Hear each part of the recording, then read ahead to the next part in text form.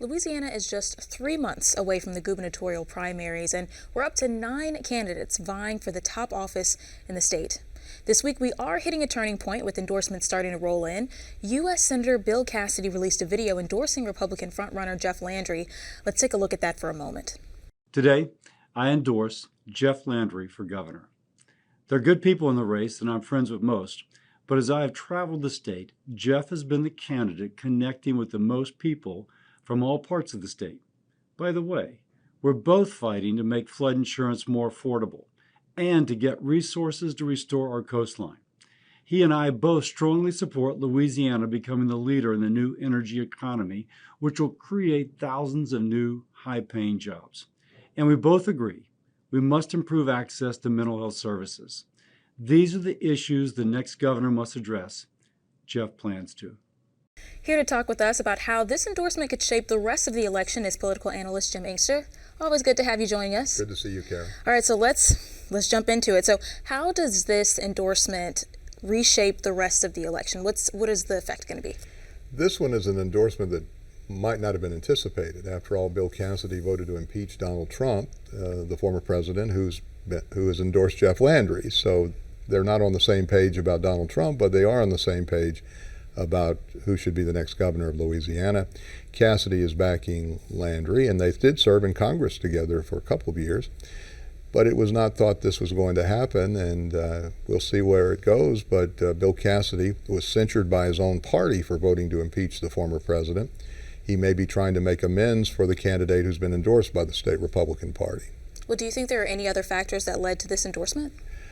I think that Cassidy wouldn't do this unless he philosophically was in sync with Jeff Landry, but I do believe that he thinks Jeff Landry is going to win the race, and Cassidy will be running for re-election presumably in 2026, and it would be nice for him, in his mind I'm sure, to have Governor Landry on his team if Landry wins the governor's election. Well, endorsements are extremely important, especially in the late stages of a campaign. Has Landry gotten any other big endorsements this year? He's been endorsed first by the state Republican Party. That was the biggest of all, and now a lot of other Republicans have fallen in line, and I think by the end he'll get most of the endorsements. But Garrett Graves, notably, has endorsed Stephen Waguespack, and Graves has been mentioned as a potential candidate against Bill Cassidy in 2026. And Stephen Waguespack right now is a long shot to win, a long shot to make the runoff. And Graves went out on the line for his friend who he served with in the Jindal administration. But Cassidy, he's a good politician. He's never lost a race, and I think he thought, probably correctly, that at this point, for his political viability, the best choice was Jeff Landry.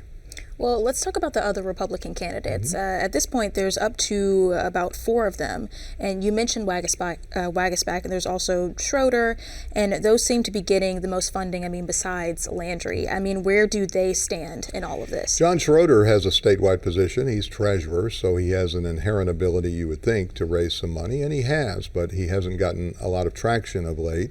Stephen Waguespack was head of the Louisiana Association of Business and Industry for a decade, so he has a lot of connections in the business world. And then there are 2 state lawmakers, Richard Nelson and Sharon Hewitt. Right. So switching gears, let's talk about the Democrats. So right now, you mentioned the front runner is Shawn Wilson. Right. What are his chances right now? Well, I think Shawn Wilson's chances of making the runoff are really good. He got good reviews, got endorsement from the governor when he announced, and right now no other prominent Democrat is in the field.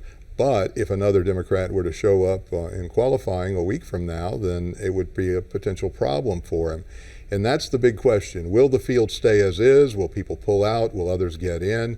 Will there be a big surprise? It's conceivable John Kennedy could get in, and if he did, he would be a favorite to win the election, but he said he won't run. And taking him at his word, it looks like the field, as far as the big names, will stay as is. And if that's the case, at this point, I think any prognosticator would have to say the overwhelming likelihood is a runoff between Landry and Wilson. Well, what are going to be some of the big issues that are going to come up in this election? The issues that seem to be, in addition to the economy, which is always one, we're talking a lot about crime. And we're talking about the existential threat to Louisiana. This is the hottest summer on record, and I think anybody knows that we've got something going on with the climate and that our state is vulnerable.